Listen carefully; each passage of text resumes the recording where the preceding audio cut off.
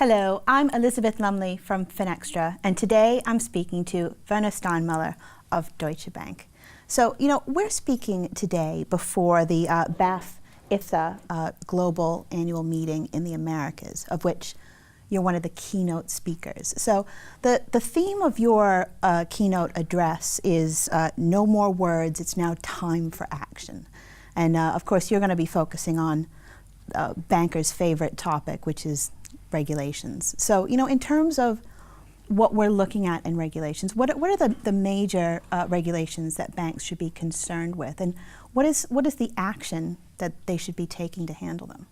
Make it a bit more easy if I speak about all of the regulations for banks. The interview is not long enough, and we need hours and days to talk about it. I will focus really what matters in the moment with the key regulations for transaction banking. Starting with Europe, SEPA, talking about Basel III and Target 2 securities. Just to highlight three.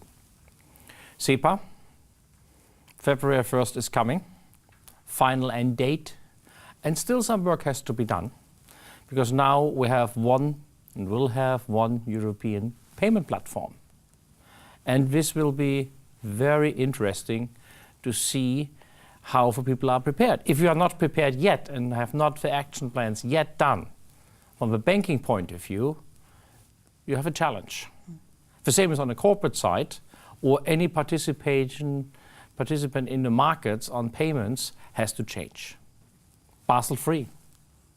Basel III, many people say final end date is 2018, 2019. No, the analysts are looking now already to Basel III.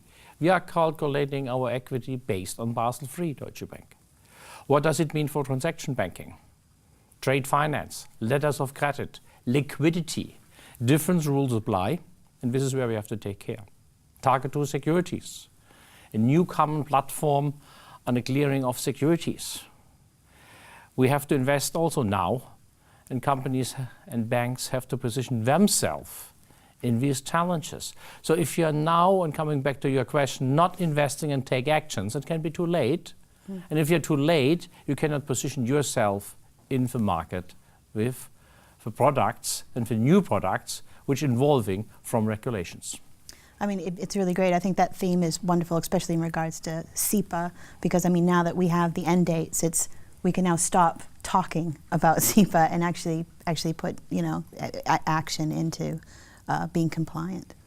Yeah, you're right. But I hope that everyone has done his homework, and I'm active dialogue with a regulator in respect to SEPA, what should be done and can be done to make all market participants aware about this new payment platform and to be prepared.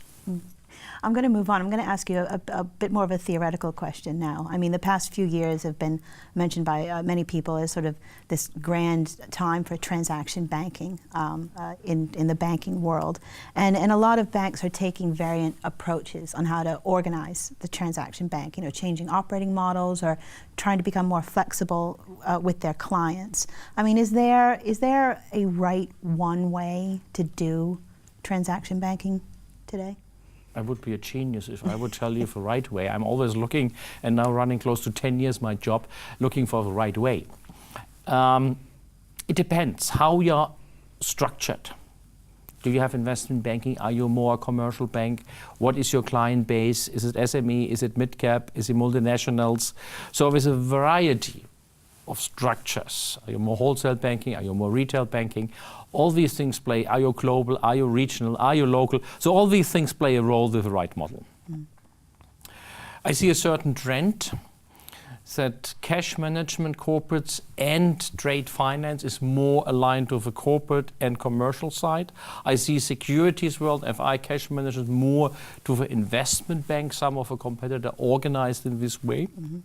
I still believe our model is right. We have in Deutsche Bank one transaction bank, combining all of the transaction banking services from the cash management, both corporates, financial institutions, trade finance, trust and security services. And I think this is very important to find the right model adjusting to it. And one big advantage I am seeing is the synergies, because also securities need products like cash management. They need current accounts. So there's a lot of synergies, and everything is flow driven. And so I see a lot of advantages to have one unit who is considered, in my opinion, one of the most stable businesses, even more stable than retail banking, to have it separated. External reporting. Some think external reporting is good enough. No, externally and internally has to be aligned to bring the right message to the market. But this is, any firm has to create, depending on the business model, the right structure. This is where I believe is the right structure. So far, very successfully proven really to have a very nice track record with this strategy. And as long as I'm outperforming the market, I will not change. So you mentioned earlier about trying to look to see how international you are as a bank, or how you can serve the local markets. Looking at Deutsche Bank, which has such a large footprint in Europe, but of course also has ambitions in other areas around the globe, and dealing with the emerging markets. How do you balance sort of taking care of your domestic clients with exploring the changing market in South America and Asia, for example? What I see is, these days, one of the advantages we are having, we have a huge international network, not only in Western Europe. We also have it in Asia, and we are very strong in North America, with some also presence in Latin America. So it is also these days very important to have a mixed portfolio from a diversification.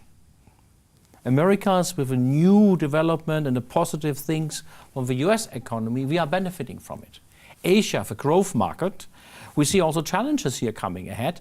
In the past, anyone invested to Asia, the competition is much higher, so you have a diverse portfolio. We are extremely well positioned in Europe, and we are benefiting from the issues we have in Southern Europe because it's flight to quality. So having a mixed portfolio for me is extremely important to be successful. Combining with our strategy we have in Germany and in the Netherlands with our mid-cap space is ideal, because companies already in the smaller area of 10 million revenues, specifically if an export-driven nation like Germany, need cross-border transaction. They have foreign exchange exposure. So they need a partner to be really in a mid-cap, to be locally very strong and opening for international network. So we have it, and this is one of a competitive advantage for our home market in Germany as well as in the Netherlands. I'm going to finish off our conversation with a topic that I've spoken to a number of people about in all areas of banking, from retail banking, transaction banking, basically any part of the bank that deals with customers. And this is this idea that there's a real threat that many of bank services will be commoditized. And so banks are looking around to see how they're going to add value and differentiate themselves from competitors. So where is the threat of commoditization for transaction banks, and where is the value add? I'm starting with a Chinese symbol. Risk and chance is the same. So with these regulations or standardization, you're changing also the markets. SEPA, why should you recommend SEPA? Because you make less money for it. But it is a standardization, higher volumes, but it's an opportunity if you are IT driven, if you are prepared to make the investment to gain market shares. Not anyone is prepared to make this high investment to gain. So any of these standardization is helping also for certain consolidation between the industry, because investments are very high to have European or worldwide solutions in order to position yourself. So I think, and this is my opinion, the more and more we have this industrialization, the larger transaction banking and for transaction banking and or specializing in certain topics are benefiting of it, higher volume. And as you know, if you are straight through processing, then it's very good to have high volumes, and any additional revenues is basically making you more money. And I think this is one of the things I'm not afraid, specifically if you are coming with a high-tech provider and solutions provider in the industry. Thank you very much, Werner. Thank you very much. And thank you all for watching.